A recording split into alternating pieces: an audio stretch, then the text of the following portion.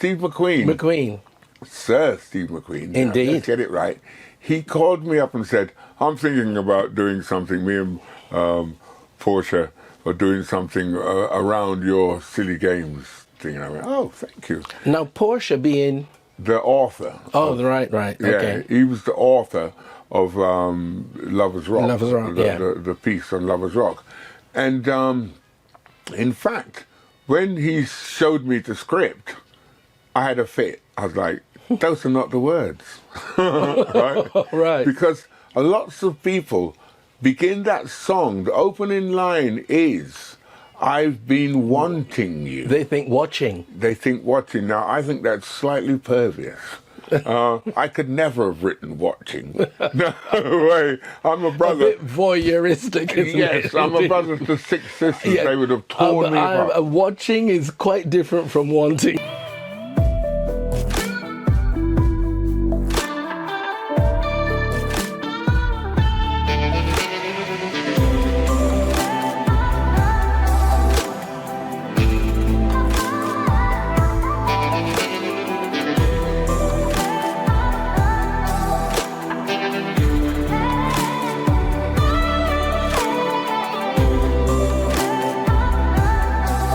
We have the legendary guest, Mr. Dennis Bovell. He's not looking as serious now as he did before. Welcome, Dennis. Good afternoon, and welcome to all the listeners. Oh, wow. You hear that voice? Do you hear that voice? I thought I had a powerful voice. He's just like blown the speakers. Well, I'm coming from a time when there were not PA systems, and singers had to project themselves. That's it, had to project their own voice. Okay, well, we have started off with an Aswad track, Hey Jah Children, which of course was in the movie Babylon, which this gentleman here produced the whole soundtrack. I'm saying that, okay? Well, I oversaw some of it. Okay. And, I created quite a lot of it. Indeed. So he definitely oversaw the production on this track, Hey Jah Children. Great to have you with us. Thank you for taking the time to come out and have a chat with us. Happy to be here. Now tell me, you're a St. Peter from Barbados man. Correct. And you came to the UK when? 1965 at the age of 12. At the age of 12? Okay. Yes. I was nearly a grown man. I don't think so, but, you know. My parents didn't think that either. No, you weren't. You were on your way to be in, but you weren't quite there. Yeah, but when the Nazarene was 12 years old, he chased the non-believers out of the temple. He did. So he was certainly considered an adult. Yeah. A formidable adult. Yeah. That's the word, formidable. Yeah. Well, great to see you. So just tell me a bit of the journey of you getting into music. When you first came to the UK, what did you start doing? What was your... Well, the first thing was I had to go to school. At 12, I'd Yes. imagine so. But whilst at school, I met 3 other lads who were, aiming to be a band, right, pop band, and they wanted another member. Okay. So I said, well, that'll be me. And when I went to the interview with them and played, they agreed. Okay. And I joined the band. That band was called Roadworks Ahead. In 1968, we entered a talent competition in Vauxhall in South London. And miraculously, we came 3rd and won the princely sum of £5. I don't remember us winning the £5, but that's what the newspaper clipping of claimed the day you won. Claimed that was the winning, And so I started off there, really, playing rock music, like trying to be the... So where did the musical training come from? Where did you learn to play the instruments? In Barbados. Right. My uncle, right, Samuel Headley, was a formidable musician and played with lots of bands on the island. Right. And I was drawn to his ability to play guitar. So I used to beg him to teach me, and he stood me in good stead by teaching me the open tuning of a guitar. Right. So before I was allowed to touch the guitar, he would say to me, sing the open tuning. And I knew, you know, and I got to sing it. Got to go. He would say it exactly like that. Yeah. Like he's angry with you. Yeah, sing your opportunity. You ain't gonna touch this guitar today. You know. So I quickly memorized that, and then that was simply an exercise to teach me when the guitar was in tune with itself. Yeah. Not necessarily concert, but when it was in tune with itself. So that stood me in good stead. And quite a lot of the boys my age didn't have the grasp of that like I did. Right. So I was able to semi-emulate Jimi Hendrix, who was my, you know, my idol. hero. Yeah. Yeah, and so I quite convinced the other boys, who were all of them English, by the way. Okay. And, you know, we became great friends. In fact, we still are today. And what instruments did they play? Or were they singers? Or Guitars. What? Guitars. It was a guitar-orientated band. I was going to say, so We that's were like the Beatles. a band full of guitarists. Yeah. Okay. And then someone said, that's all right, all this guitar thing, but you need a keyboard player. I was like, how are we going to find a keyboard player at our age? And this kid said, yeah, Nicky Bailey's a good keyboard player. So I went to Nick and I said, Nick, I'm told that you play the piano. He's like, yeah. So I acquired the keys to the music room at school, and we went in there for a piano duel, you know, to see if he could play as good as me or whatever. And he wiped the floor with me. So that I stopped playing the piano. I said, let me focus on guitar. Let me focus on guitar completely. And we've done that all our lives, Nicholas and me. But we started a group called Matumbi back in the 70s. And we're about to hear a track from them, Man in Me. Ooh.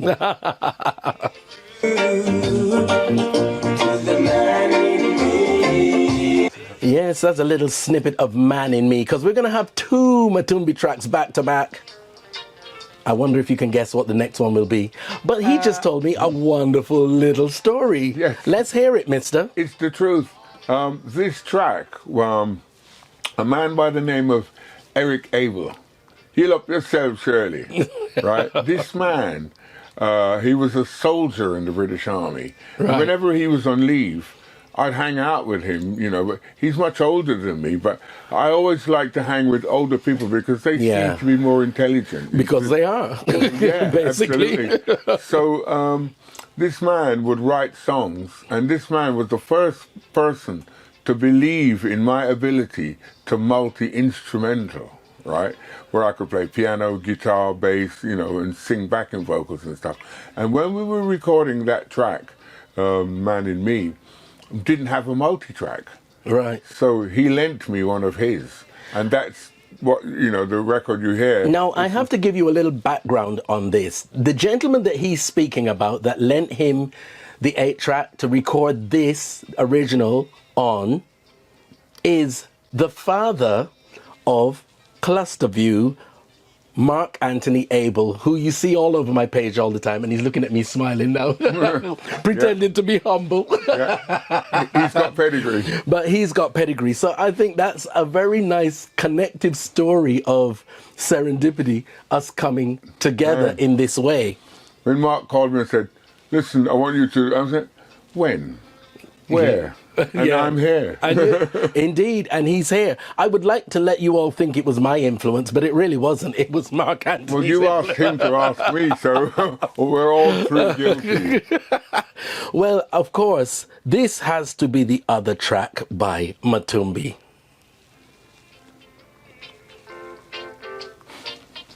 I had a feeling it would be this one, but I didn't want to say. He's looking at me knowingly. We're going to hear a little bit of this and then we're going to chat about it. Set you free. You can come to me anytime for cover. This is still rocking dances, man. Listen. Still rocking dances. Thank you. Now, I won't share with you the dialogue that we just had about this tune, but it is still filling dance floors, and people are still mashing up people's wallpaper to this. Top to bottom. Top to bottom. So this is all on the same album, is it? Man in Me and After Tonight? Yes. Were they all? What happened was that we were first released on Trojan record label, the GG label. Right. And it was a cover version of Hot Chocolate's tune, Brother Louie. Okay. Now, the record company were intent on us making cover versions of songs. Yeah. And didn't want to publish our quite New, political, fresh music. right? Because And there was quite a pattern of that, because I actually do it, we call it the version excursion. There was a pattern of reggae artists copying everything. yeah. Absolutely everything. Well, that was because the record company, right, would only support that kind of thing at that time because it was the in thing to do. Right. So Because they wouldn't support an original reggae track, but they would support a reggae track Cover version. covering something. Right. Right. So Okay. after they didn't want to put out our tune about Enoch Powell and his evil, Okay. Yes. they said they heard that tune and said, "Oh, we quite like that," but they didn't realize it was a political statement because the girl was black, Yeah. the man was white. She had trouble at her place, he had trouble at their place, and they were supposed to be in love. Okay? There's a line in the song that really excites me. It goes, "Danger, danger when you taste brown sugar," right? And I thought, now was he referring to a class A drug? Or was he classing this young lady as A class A drug. Indeed. Right, and so we done that version, and Trojan said, "Yeah, we'll put that out." And the rest of the band weren't happy because I was actually the guitar player and back in harmony, and there I was singing lead on that. So the Right. first Matumbi tune that was released was me at the helm. microphone, yeah. And they did that, and then we did quite a lot of other things with Trojan Records, including we did a Philly beat tune. Really? Yes, called Okay. Running In and Out of My Life, right? And we did it in conjunction with a music publisher, Carlin Music Publishers, and Trojan, let us do that. And then when the record started to rise, when we got, TV and all that, Trojan said, "We'll take over now." And Carlin said, "Okay, off you go," and dropped the whole thing. And Carlin being a big publisher and all that, right? Yeah. They didn't put as much into it. Effort as they, into the promotion of it, And it and kind of died. crashed. Yeah, it would. So we fell out with the record company. It seems to be a pattern going through the music industry with Yeah. bands and management and production and PR. It seems to be Quite right. a trend. Quite Now, this track here used to be the soundtrack for a series called Empire Road. Oh, wow. Yeah.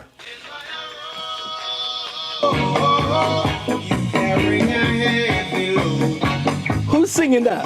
That's Bevin. Bevin. He left us about 15 years ago. Work all day, but that is the way of Empire Road. You got to use your brain if you want to gain. Down Empire Road, where there is roti, chapati, rice and Here I'm playing Roti, chapati, to rice and peas. roti and chapati. Chapati, I thought like in Guyana. chapati. Yeah. Empire Road. Indian food, chapati. Yes, indeed. Who remembers that series? That Empire series Road. was brought on TV Indeed. as Lenny Henry's first serious acting part. Right. Right? Lenny Henry played the son of Norman Beaton, one of our most revered black actors. Actors, right? yeah. Guyanese yeah. to the bone. Right. So when Lenny Henry was about to make his debut on TV, not as a joker, but as a serious actor, he played the son of Norman. yeah, I remember. In that program, Empire Road. Which channel was it on? I can't remember. Was it BBC? So, I mean, it came in and it hit big for that time, a black Absolutely.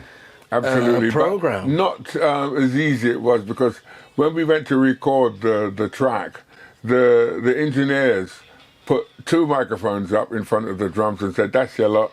And then, and I was like, "Well, where are all the other microphones for the drums?" And Yeah. "Oh no, the symphony orchestra are recording in the Next door, studio. you can't have it too And loud." We've got all the microphones that in there." Oh, right. So when the symphony orchestra went to lunch, I went in and helped myself to quite a number of musicians. That's the Bajan in you. I helped myself to a few microphones, set up our thing, and by the time they come back from their lunch or whatever it was, we'd had the You've thing done your recorded. thing and done.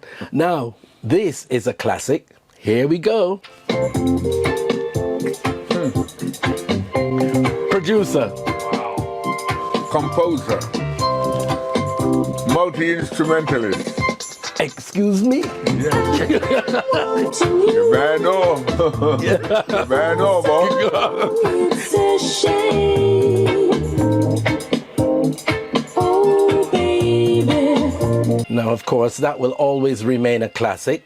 Yes. And this gentleman just informed me of his role on this track. Now, you say it because I'm bound to forget something, because I only mentioned one thing and I was firmly, let me tell you, firmly put in my place the number of things that he did on this track. So you go, sir. Let me hear. What did you do?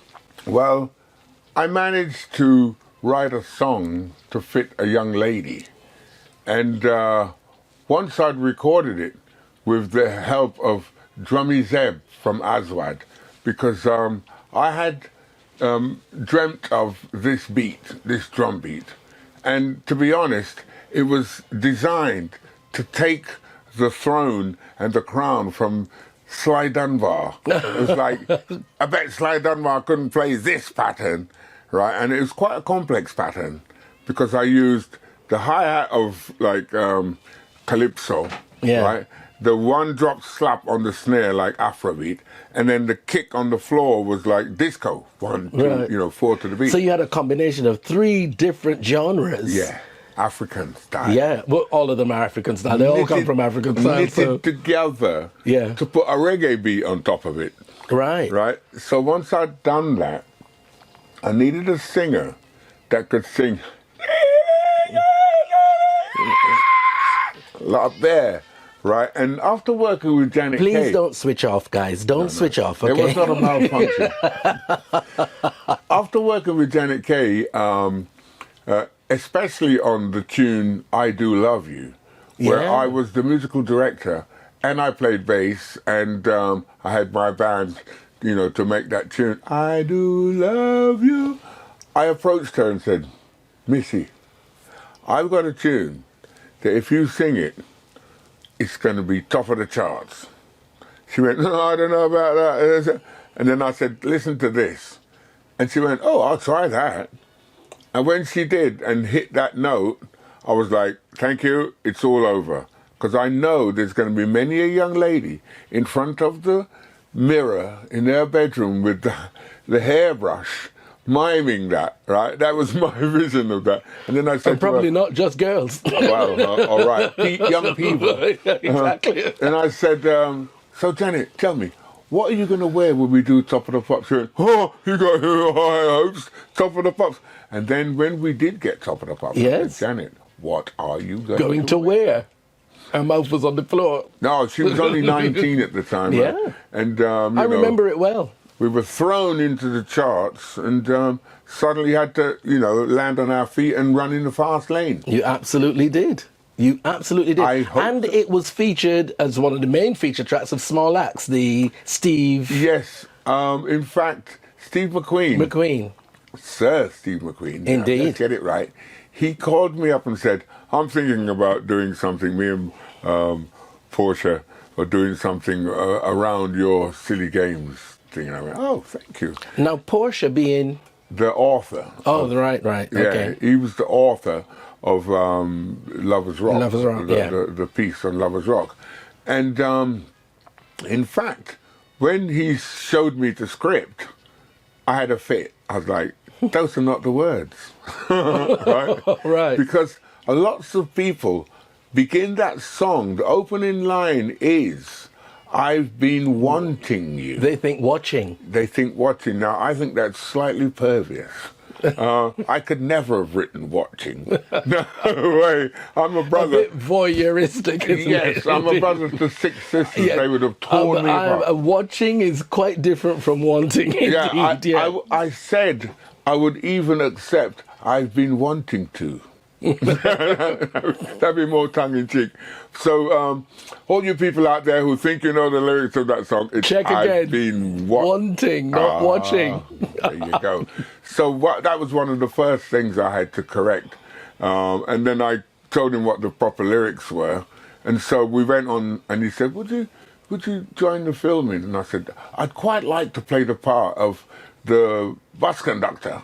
Because there's only one word. Yes, because you did the cameo, didn't you? Yes, the bus conductor only said tickets, and that was it. And I thought, my sisters will be tickled if they see me on TV playing a bus conductor, which is exactly what our father came to London to do And in did, the 50s. yeah. He did in the 50s, right? And he said, no. But but that is very Alfred Hitchcock. He always has a cameo in his movies. Well, he said to me, no, I've got a better part than that for you. I thought, oh no, what have I done? Now I'm going to have to learn the Lines. script, the lines, yeah. So he allowed me to kind of allow him to tell me what it was that I was going to say, and it worked out very nice. In fact, there's a part of it where we're singing Silly Games a cappella, and it seems to be directed at the government. You know, Right. got no time to play your silly game. And Yeah, I yeah. suddenly thought, wow, he's using it like an anthem, you know. I hadn't imagined those words to fit that situation. Well, as we were saying earlier, you never see yourself the way other people see you. You Correct. never hear what other people are hearing. And it's all about perspective, isn't it? So Absolutely. he felt that he could use those lyrics and use it in a another political way. In a political way. Yeah. Absolutely. Now, I love this track. It is called School Skanking. And we're going to get this twice in the interview simply because I love it. Okay.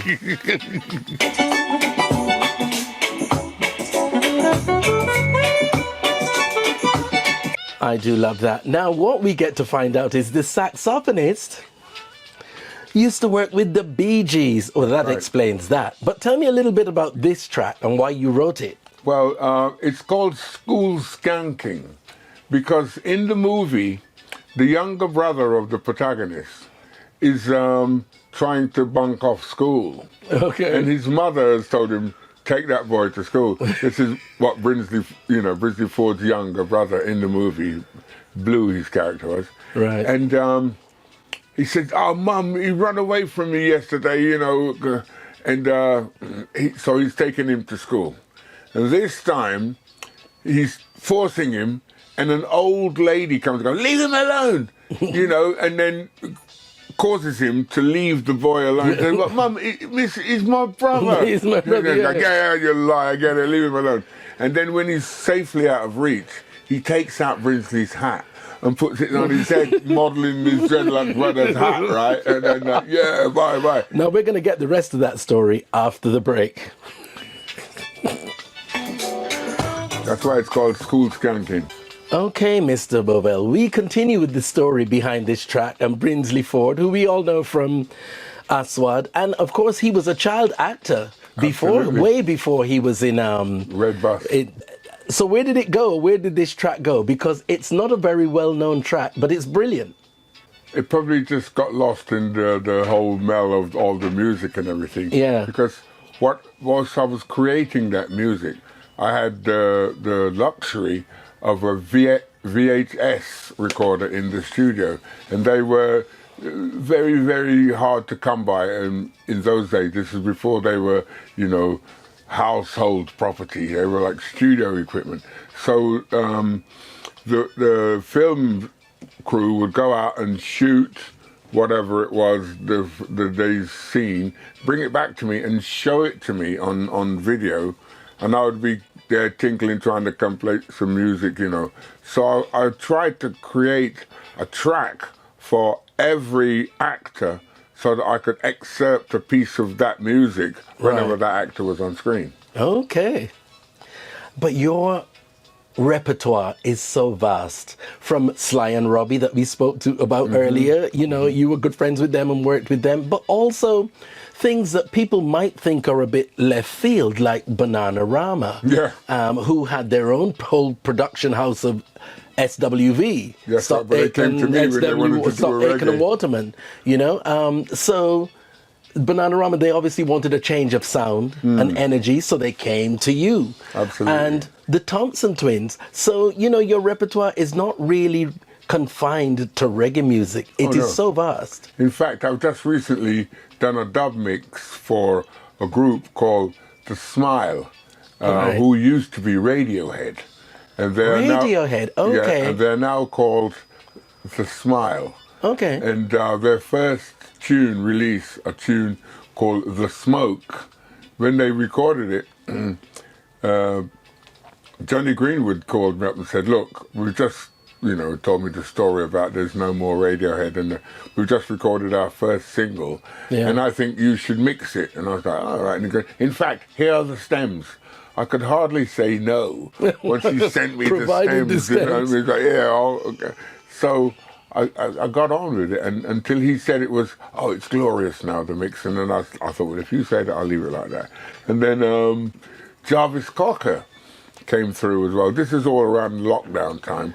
Jarvis Cocker came through with a song called Swanky Modes. Right. And I mixed 3 different versions of it for him. And Okay. said, take your pick, whatever you like. He released all 3 of them. Really? Then another group called Animal Collective, an American band, sent me one of their albums and said, we'd like you to do a remix of one of our tunes. Which one do you think? And the one that they thought wasn't the one that I wanted. They had a tune called Cherokee. Right. And I drew the inference between the Cherokee Nation and Rastafari. And it's the right, drum, that doo doo doo doo. You know, the Rasta so drum, I got yeah. Rasta drum and mixed it in with this Cherokee tune, right? And when I sent it to them, I said, well, I could. They said, no, don't touch it. It's great. Well, yeah, like you it, see, right? and that's what we were saying earlier also, the heirs, because we have to say heirs, not the eyes of the producer, the heirs of the producer Very important. can hear things that the actual artist can't hear. They can take it to a place Right, if that... he can't, he should be the producer. But, you know, the producer can take it to a place that the artists Hadn't themselves seen. had never imagined it That's could right. go to. That's Anyway, all I here do. is another track, Point of View.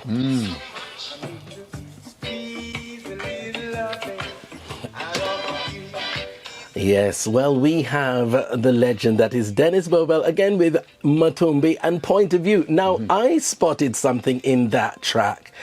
The horn section, to me, reminds me of Glenn Miller. Spot on.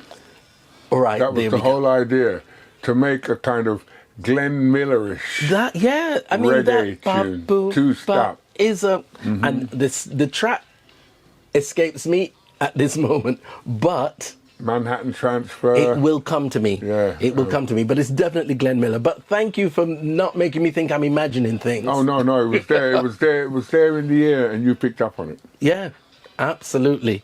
So we have to move on to the Black Music Exhibition that is at the new V&A East. I'm hoping to see it tomorrow. Well, please do, because there you will evidence the guitar that I used to play that solo That there. solo in there that we just heard, yes. Well, I mean, it's long overdue. I also used that guitar to play Silly Games and some tracks with Linton Kwesi Johnson. You see, the thing is, there's so much I wanted to fit in today, but you know what? Time is of the essence, so really Yeah, and we truly... haven't talked about Edwin Collins. We haven't, have we? Never met a girl like you before. You know what? Proper tune. I'm going to have to just keep you back a little longer. We're going to have to keep you here, okay? Don't you... I'm on detention. You're on detention. You're not going anywhere. Don't worry. Hi, Roy. Now, I know you all thought you were going to get off the hook with my guilty pleasure for this week because we have a special guest. Oh, no, you are not. You are getting my guilty pleasure, and here it is. You touch my fingertips Remember this? and my heart It's is a glow. Yeah. You bend to kiss my lips. My and I can't let you resistance go. Resistance. Resistance is low. Maybe I should resist. I'm a fool, I know. But at a time like this, my resistance is low. Absolute class. Absolute. That was Dennis's voice there. Do that again. Hello. I'm impressed. He's just done that live and direct in the studio. Now I have to do some hellos because I've fallen behind. Pedro Williams, great to have you listening. He loved my guilty pleasure, by the way, just to let you all know, you naysayers. And yes, Carol Straker loved it as well. Great to have you listening. Dorita and Martin are driving and they loved my guilty pleasure. And so you should. Now, producer Ivor Etienne said he learned something today about the lyrics of Silly Games. He always thought it was watching. Oh, no. Oh, dear. Okay. Great to have you listening, Ivor. Enjoy. So now we have to move on to the gentleman that you mentioned, Mr. Edwin Collins. Now tell me about him. Well, Edwin had a song in the charts called Rip It Up. Okay. Rip it up and start again. And then his A&R man, rest in peace, he called me up and said, look, I want you to work with Edwin. So this man's name was Malcolm Dunbar. Right. And I went to Polydor Records to see him, and it was 10 a.m. that I had this meeting with Edwin. And we ended up having a sip or two of vodka and orange juice, because his group was called Orange Juice, but his orange juice was quite often laced with vodka. And we hit it off together. And then he was supposed to tour, but he couldn't because the drummer was unable to leave England, because he was on a student visa, and if he had ever left, they'd never let him back in. So I convinced Edwin he needed a new drummer. And so we put a band together, and then I accompanied him on tour for a number of years, all over the world, in fact, until he made this tune, Girl Like You. And I said, mate, that's probably the best tune I've ever heard you sing, right? And he released it, and it went to #1 in Belgium, but flopped everywhere else. And then one time it was my birthday, and I said, you know what you can do for me for my birthday? Re-release that tune. And give it a second chance. He did give it a second chance. And then one afternoon he called me up and goes, Den, what are you doing? And I went, oh man, I'm doing nothing. He's going, oh great. I'm going, I just told you I'm doing nothing, and you intentionally say, great, right? Not that. And he said no, because we got Top of the Pops tomorrow afternoon at 4 o'clock, and I was like, oh my God, I got to collect my son from school, right? And the drummer had to collect his daughter from school as well, and the drummer Paul Cook was the father of Holly Cook. Okay. And we collected our kids and took them to Top of the Pops. To Top of the Pops, put them in the green room to sit down. That's right. Of course, that's what you do. Give them a bag of crisps, a packet of peanuts. But my son saw E17 on the floor, and he ran across the floor to get E17's autograph. And they sent him back and said, listen, you go and get us your dad's autograph, and we'll give you our autograph, right? So, because he takes who his dad is for granted, you see, that's the thing. They want your autograph. I'm going, wow. What do you want from them? I want their autograph. So it's a trade-off, and yeah, yeah. Yeah, well, Dennis Bovell, it is a pleasure to have you. My pleasure to have been here. But above the pleasure, it's an honor, because you really are a benchmark of production standard. I'd like to think so. What do you pretend to be modest now? You know what you've done. You know what you've done. I've done this and that, you know, and I don't regret none of what I've done. And what it is, what is great about it, it crosses genres, it crosses generations, and it crosses disciplines, because you've done film scores, you've done pop music, you've done reggae music, you've done the lot. I wouldn't say you've done it all, because there's always more that can be done. But thank you so much. It's been a pleasure. And I know I'm going to have to get you back in here for part two, because you can't have got that much work under your belt and cover it in an hour. Well, perhaps not. You can't. So there will definitely be a part 2 with this legend. Thank you so much for coming, and we'll arrange part 2. My pleasure, BT. You take care. Cool, man.